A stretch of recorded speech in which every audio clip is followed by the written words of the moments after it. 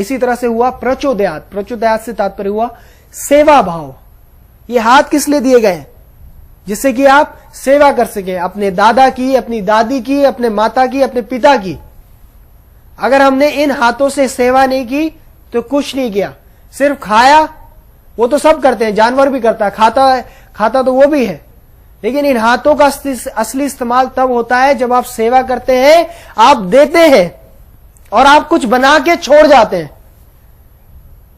तब इन कर्म इंद्रियों का फायदा है। इसी तरह से बताया गया है, जब आप कि ये जो तना स्ट्रांग होगा आत्मविश्वास से, कर्म योग से, स्थिरता से, साथ ही साथ ये 9 वर्च्यूज होंगी जो अभी हमने आपको गायत्री मंत्र में बताया, तो क्या होगा? टोटल आनंद होगा जीवन में।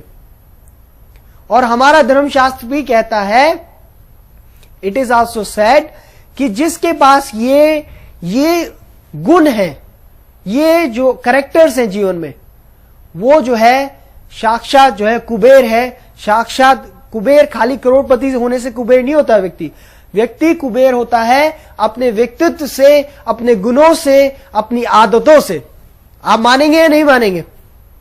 एक व्यक्ति को आप कब पसंद करते हैं? जब उसके अंदर अच्छे गुण होते हैं, जब उसके अंदर शालीनता होती है, क्षमा करने का गुण होता है, वीर होता है व्यक्ति, साहस होता है उसके अंदर स्थिरता होती है, उसके अंदर कॉन्फिडेंस होता है, तभी तो आप व्यक्ति को पसंद करते हैं। एक व्यक्ति सुबह जल्दी उठता है तो क्या आप उस आदत को पसंद नहीं करेंगे? एक व्यक्ति सुबह उठता है 8 बजे, एक व्यक्ति सुबह उठता है 6 बजे, एक व्यक्ति उठता है सुबह 4 बजे। बताइए, भाग्य में फर्क नहीं होगा? कौन ज्यादा तरक्की करेगा? जो सुबह 4 बजे उठता है। तो कहने का तात्पर्य है कि ये जो संस्कृत लैंग्वेज है, ये सबसे ओल्डेस्ट लैंग्वेज है दुनिया की, देवलिपि।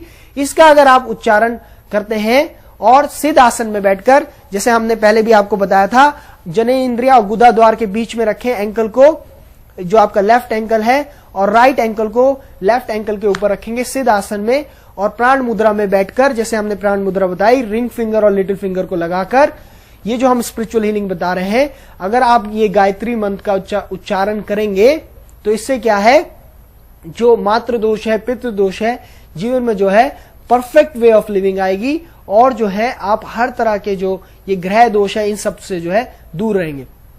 परमपिता परमेश्वर के बीच में और आपके बीच में सिर्फ कोई नहीं है, आपका डायरेक्ट कनेक्शन है। तो अपनी शरण में जाइए, कमिट टू योरसेल्फ। इसी तरह से परफेक्ट मॉडल ऑफ लाइफ क्या है?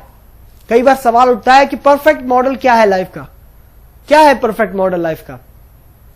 परफेक्ट मॉडल ऑफ लाइफ है, जैसे कई बार वेदों में वर्णन मिलता है कि परफेक्ट मॉडल कौन है, कौन है हमारा रोल मॉडल। आजकल के यंगस्टर्स जो हैं बॉलीवुड स्टार्स को, हॉलीवुड स्टार्स को फॉलो करते हैं, ठीक है, उनकी कोई अच्छी आदत है वो फॉलो करते हैं।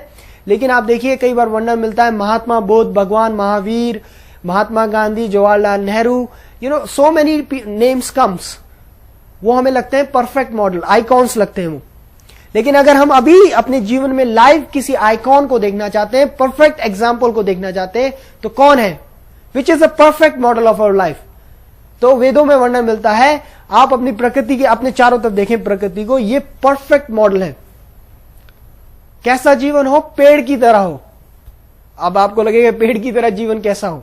आप देखिए, पेड़ को देखिए अपने घर में जो लगा है, उसके जीवन को देखिए, फिर आपको समझ में आएगा। आप देखिए, पेड़ जो है शुरुआत होती है बीज से, बीज को तोड़ता है और बाहर निकलता है, ऊपर की ओर जाता है। लेकिन जैसे जैसे ऊपर जाता है, यह भी ध्यान रखता है कि उसकी जड़ जो है वो मजबूत हो। आजकल की ये जो अंधी दौड़ है, इसमें हम ऊपर जा रहे हैं, लेकिन नीचे से सब कुछ फ्लैट है। हल्की सी आंधी आई, दुख आया, एकदम से सपाट गिर गए। मानते हैं आप? नहीं मानते। इसी तरह से आजकल का जो वर्ड है उसमें क्या चल रहा है, आप मुझे ये दीजिए, मैं आपको ये देता हूं। और पेड़ों के जीवन को देखें आप, फल देते हैं, फूल देते हैं, इतनी सारी चीजें देते हैं, सेब, केला, आम, कितनी सारी चीजें आपको देते हैं, गुलाब देते हैं, लेकिन बदले में आपसे कुछ नहीं मांगते। ऊपर से हमारी जो वेस्ट है, ध्यान दीजिए, आप कार्बन डाइऑक्साइड छोड़ते हैं हर मिनट। कहीं आपने नोटिस किया है? हर मिनट आप कार्बन डाइऑक्साइड छोड़ रहे हैं और पेड़ उसको ले रहे हैं और प्यूरिफाई करके ऑक्सीजन की फॉर्म में हमें दे रहे हैं। आप हर मिनट सांस लेते हैं, ध्यान कीजिए। पैसे की दौड़ में आजकल हम भूल गए हैं कि हम सांस ले रहे हैं, नहीं। हम हर चीज का टैक्स देते हैं, वाटर टैक्स, इलेक्ट्रिसिटी टैक्स, लेकिन एयर का टैक्स नहीं देते। तो कहने का तात्पर्य है, पेड़ों को देखिए, बिना किसी एक्सचेंज के हमें फल देते हैं, फूल देते हैं, ऑक्सीजन देते हैं और एक्सपेंड करते हैं, बढ़ते हैं। उसमें बढ़ने में कोई नुकसान नहीं है, ऊपर जाने में कोई नुकसान नहीं। लेकिन आप ध्यान रखें कि आपकी फाउंडेशन, आपकी जड़ मजबूत हो।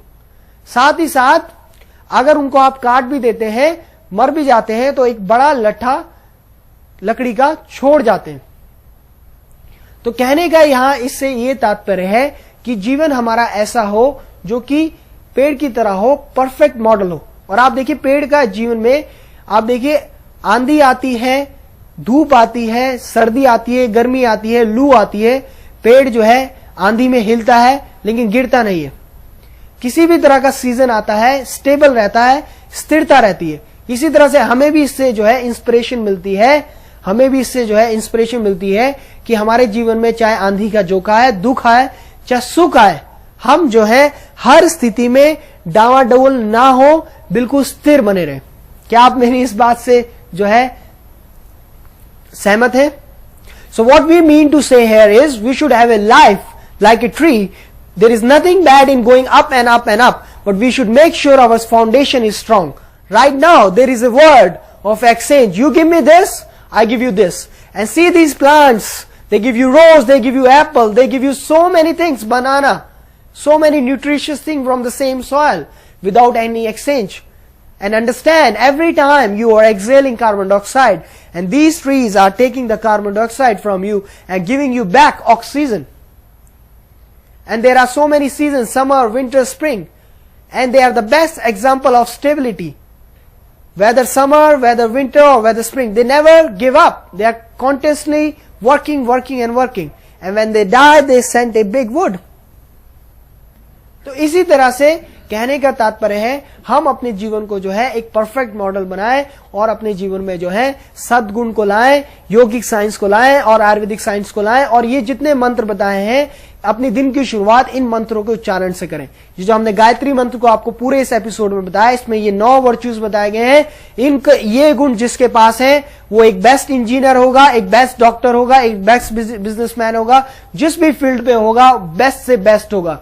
क्योंकि जिसके पास ये गुण है वो जो है वो एक कुबेर है, वो एक ऐसा व्यक्ति है जो कि परफेक्ट मॉडल है दुनिया के लिए। तो अपने जीवन में क्या लाएं? सद्गुण लाएं। पैसा तो सब कमाते हैं, अच्छे कपड़े सब रखते हैं, अच्छी गाड़ी सब रखते हैं, अच्छा मकान सब रखते हैं, लेकिन अच्छी सबसे अच्छी चीज क्या है? गुणों को लाएं। Everybody has a good home, everybody has a good car, everybody has a good clothes. But what you need is good qualities. If you have good qualities, you have everything.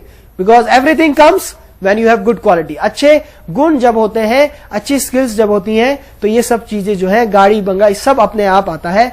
आपको जो है अपने अंदर अच्छे गुण लाने हैं, जिससे कि आप समाज के लिए, देश के लिए, मानवता के लिए जो है कल्याण का कार्य कर सके और अपने परिवार के लिए भी, और जो है आप अपने जीवन को जो है टोटल हैप्पी बना सके, टोटल पीसफुल बना सके और टोटल हेल्थी बना सके। नमस्कार। तो दोस्तों, आज आपने देखा कि योग के द्वारा हम किस तरह से पुराने रोग से भी मुक्ति पा सकते हैं। अपने कार्यक्रम आरोग्य धाम एक वरदान में हम आपको यही बताने की कोशिश कर रहे हैं कि योग हमारे लिए एक वरदान है। तो दोस्तों, कल आपसे फिर मुलाकात होगी। अब आप हमें दीजिए इजाजत। नमस्कार।